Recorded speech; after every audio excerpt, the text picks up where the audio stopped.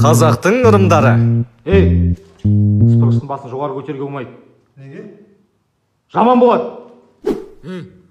Жағың таянбай отыр. Неге? Жаман болады. Саба! Ей, ысқырма, жаман болады. Бала, шай ішесің ба? Таңдайыңды қақпа, жаман болады.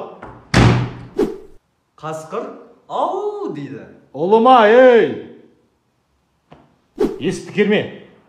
Табалдырықта тұрма. Кеш ортасында ұйықтама. Қолың төбеге қойма. Бумага берш.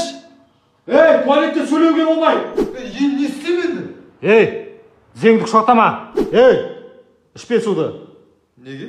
Просто салқын. Бетіңді баспа. Үфлеме.